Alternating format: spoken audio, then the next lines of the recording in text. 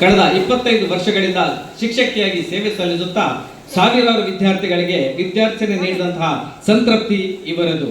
ಚಿತ್ರಕಲೆ, ನೃತ್ಯ, ಕೃಷಿ, ತೋಟಗಾರಿಕೆ, ಕರಕುಶಲ ಕಲೆ, ಕಸದಿಂದ ರಸ, ಹೊಲಿಗೆ, ಈಜು, ಜಾನಪದ ನೃತ್ಯ, ಕುಣಿತ ಭಜನೆ, ತಂತ್ರಜ್ಞಾನದ ಮೂಲಕ ಕಲಿಕೆ, ಹೀಗೆ ಇವರ ಹವ್ಯಾಸದ ಪಟ್ಟಿ ಮಾಡುತ್ತಾ ಹೋದಂತೆ ಇನ್ನಷ್ಟು ಸಿಗಲಿದೆ. ಜಾನಪದ ನೃತ್ಯ, ನಾಟಕ, ಕೋಲಾಟ, ಕರಕುಶಲ ಪ್ರದರ್ಶನ, ನಾಟಕ ಸ್ಪರ್ಧೆ, ಈ ಎಲ್ಲ ವಿಭಾಗಗಳಲ್ಲಿ ರಾಷ್ಟ್ರ ಮಟ್ಟದ ವಿಭಾಗಗಳಲ್ಲಿ 10 ಹಲವು ಬಹುಮಾನಗಳು, ಪ್ರಶಸ್ತಿಗಳು ಇವರ ನೇತೃತ್ವದಲ್ಲಿ ಬಂದಿದ್ದರೆ ಇವರ ಕಾರ್ಯಕ್ಷಮತೆಯನ್ನು ನಾವು ಗಮನಿಸಬಹುದು. ಇವರ ಈ ಸಾಧನೆಯನ್ನು ಗಮನಿಸಿ ರೋಟರಿ ಕ್ಲಬ್ನವರು ನೇಷನ್ ಬಿಲ್ಡರ್ ಅವಾರ್ಡ್ ಹಾಗೆ ಇನ್ನರ್ ವೀಲ್ ಸಂಸ್ಥೆಯು ಕೂಡ ನೇಷನ್ ಬಿಲ್ಡರ್ ಅವಾರ್ಡ್ ಅನ್ನುವಂತಹ ಗೌರವ ಮಾತ್ರವಲ್ಲದೆ ಮ್ಯಾಕ್ಸ್ ಲವ್ ಲೈಫ್ ಸಂಸ್ಥೆಯು ನೀಡಿದಂತಹ ಉತ್ತಮ ಶಿಕ್ಷಕ ಪ್ರಶಸ್ತಿ, ಶಿಕ್ಷಣ ಇಲಾಖೆಯಿಂದ 2024ರ ಅತ್ಯುತ್ತಮ ಶಿಕ್ಷಕ ಪ್ರಶಸ್ತಿ ಲಭಿಸಿದ್ದು ಇವರ ಶಿಕ್ಷಣ ಸೇವೆಗೆ ಸಂದ ದೊಡ್ಡ ಗೌರವ ಇದು ಎಂದು ಹೇಳಬಹುದು. ಇವರ ಕೃಷಿ ಸಾಧನೆಯಾಗಿ ಚಟುವಟಿಕೆಗಾಗಿ ಏಷ್ಯಾನೆಟ್ ಮತ್ತು ಕನ್ನಡಪ್ರಭ ಪ್ರಾಯೋಜಕತ್ವದಲ್ಲಿ ಕೃಷಿ ರತ್ನ 2025 ಪ್ರಶಸ್ತಿ ಇತ್ತೀಚೆಗೆ ಲಭಿಸಿದ್ದು ನಮಗೆಲ್ಲ ಸಂತೋಷ, ಗೌರವ. ಇವೆಲ್ಲದರ ಮಧ್ಯೆ ಓರ್ವ ಈಜುಪಟುವಾಗಿ ಹಲವಾರು ಗೌರವ ಸಾಧನೆ ಇವರದಾಗಿದೆ. 3 ಬಾರಿ ರಾಜ್ಯ ಮಟ್ಟದ ಚಿನ್ನ, ಬೆಳ್ಳಿ ಹಾಗೂ ಕಂಚು ಪದಕಗಳನ್ನು ಗೌರವಿಸಿದ್ದು ನಮ್ಮೆಲ್ಲರ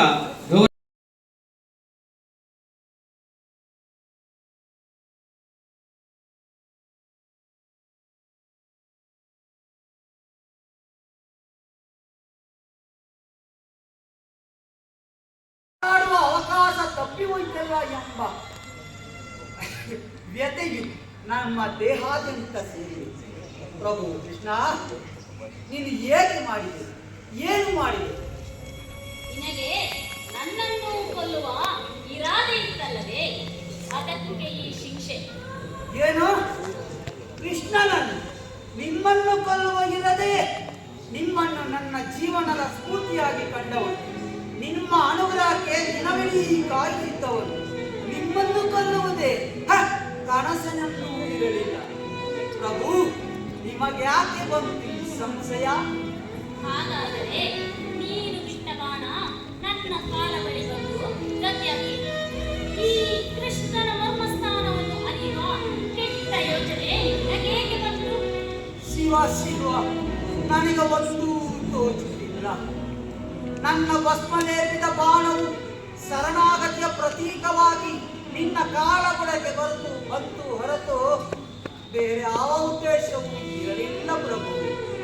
ಹಾಗಲೇ ನಿನ್ನ ಕೈಯಾಳೆ ನನ್ನ ಸಾವು ತುಂಬಾ ಸಂತೋಷವಾಗಿ ಸ್ವೀಕಾರ ಮಾಡಿಕೊಳ್ಳುತ್ತಿದ್ದೇನೆ.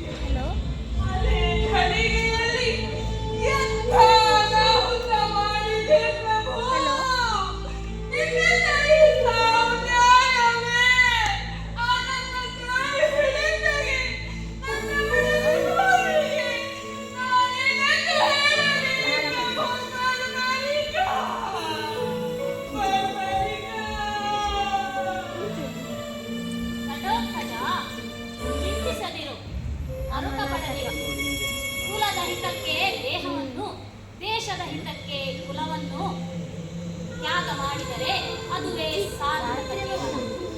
ಬರ್ಬರೀಕನ ಈ ಬಲಿದಾನ ಎಂದಿಗೂ ವ್ಯರ್ಥವಾಗದು. ಘಟೋತ್ಕಚ, ಬರ್ಬರೀಕನ ಈ ಸಾವು ಕೇವಲ ಸಾವಲ್ಲ, ಅದು ವೀರ ಮರಣ. ಬರ್ಬರೀಕ, ನೀನು ನಮಗೆಲ್ಲ ಸ್ಫೂರ್ತಿಯ ಚಿಲುಮೆಯಾದೆ. ನಿನಗೆ ಸ್ವರ್ಗದ ಬಾಗಿಲು ತೆರೆದಿದೆ, ಬೇಕಾದ ವರವನ್ನು ಕೇಳಿಕೊ. ಪ್ರಭು, ರಣರಂಗದಲ್ಲಿ ಹೋರಾಡುವ ಅವಕಾಶ ತಪ್ಪಿ ಹೋಯ್ತಲ್ಲ ಎಂಬ ಕೊರಗು ನನ್ನನ್ನು ಕಾಡುತ್ತದೆ. ಪ್ರಭುಗಳೇ, ನನ್ನ ಕೊನೆಯ ಆಸೆಯನ್ನು ಸೇರಿಸಿರಾ? ಕೇಳಿಕೊ. ಮಹಾಭಾರತ ಯುದ್ಧವನ್ನು ಮಾಡುವ ಅವಕಾಶವಿಲ್ಲದಿದ್ದರೂ ಕನಿಷ್ಠ ಕಣ್ಣಾರೆ ಕಾಣುವ ಯೋಗವಾದರೂ ಇದ್ದಿದ್ದರೆ ನಾನು ಕುಣಿತನಾಗುತ್ತಿದ್ದೆ. ಹೇಳಿಕೊಳ್ಳಲಿ ನಿನ್ನ ವೃಂದ ಆ ರಣಗಂಬವನ್ನು. ಸಂಪೂರ್ಣ ಯುದ್ಧವನ್ನು ನೋಡುವಂತವನಾಗು, ಕೀರ್ತಿಶಾಲಿಯಾಗು.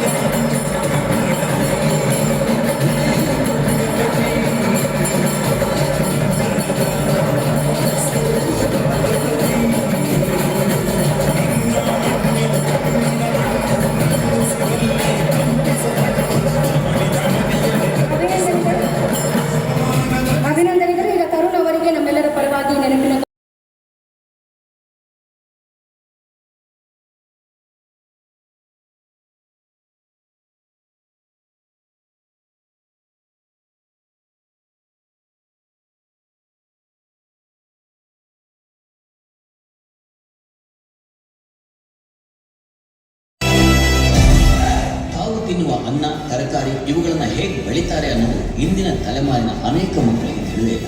ಮಂಗಳೂರಿನ ನಗರದಲ್ಲೇ ಇರುವಂತಹ ಮಂಗಳಾದೇವಿ ಸಮೀಪದ ಕೋಲಾರದ ಸರ್ಕಾರಿ ಹಿರಿಯ ಪ್ರಾಥಮಿಕ ಶಾಲೆಯ ಮಕ್ಕಳು ಸ್ವತಃ ಕೃಷಿ ಕೈಗೊಳ್ಳುವ ಮೂಲಕ ಎಲ್ಲವನ್ನ ಕಲಿತಾ ಇದ್ದಾರೆ. ಭತ್ತದ ಗದ್ದೆಯಲ್ಲಿ ಮಕ್ಕಳಿಂದಲೇ ಗದ್ದೆ ಹದ ನಾಟಿ ಮಾಡಿಸುವ ಮೂಲಕ ಮಕ್ಕಳಿಗೆ ಕೃಷಿಯನ್ನು ಕಲಿಸಿಕೊಳ್ಳಲಾಗ್ತಾ ಇದೆ. ಈ ಶಾಲೆಯ ಸಹ ಶಿಕ್ಷಕಿ ಸುಜಾತ ಅವರ ಪರಿಕಲ್ಪನೆಗೆ ಮುಖ್ಯ ಶಿಕ್ಷಕಿ ಮಾಲತಿ ಸೇರಿದ ಹಾಗೆ ಇಡೀ ಶಾಲೆ ಬೆಂಬಲಕ್ಕೆ ನಿಂತ ಫಲವಾಗಿ ಈ ವಿನೂತನ ಪ್ರಯೋಗ ಯಶಸ್ವಿಯಾಗಿದೆ. ಸಣ್ಣ ಗದ್ದೆ ಆಗಿರೋದ್ರಿಂದ ಹಾರೆ ಗುದ್ದಲಿಯಿಂದಲೇ ಗದ್ದೆ ಹದ ಮಾಡಲಾಗಿದೆ. ಸುಜಾತ ಅವರು ತಮ್ಮ ಮನೆಯ ಭತ್ತದ ಕೃಷಿಯಿಂದಲೇ ಶಾಲೆಗೆ ಪೈರು ತಂದು ಮಕ್ಕಳ ಕೈಯಲ್ಲಿ ನಾಟಿ ಮಾಡಿಸಿದ್ದಾರೆ. ಕಳೆದ ವರ್ಷ ಇದೇ ಗದ್ದೆಯಲ್ಲಿ ಸಜ್ಜೆ, ಜೋಳ, ಅಲಸಂದೆ, ಉದ್ದು ಇವುಗಳನ್ನೆಲ್ಲ ಬೆಳೆಯಲಾಗಿತ್ತು. 90 ಕೆಜಿ ಗೆಣಸು ಕೂಡ ಸಿಕ್ಕಿತ್ತು.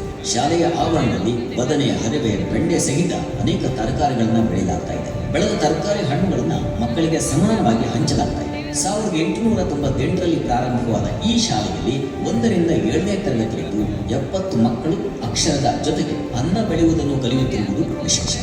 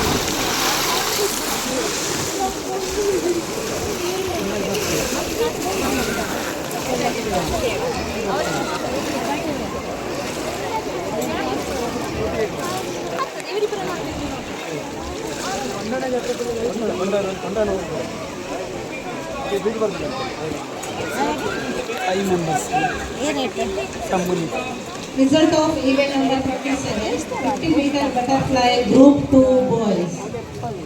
First place goes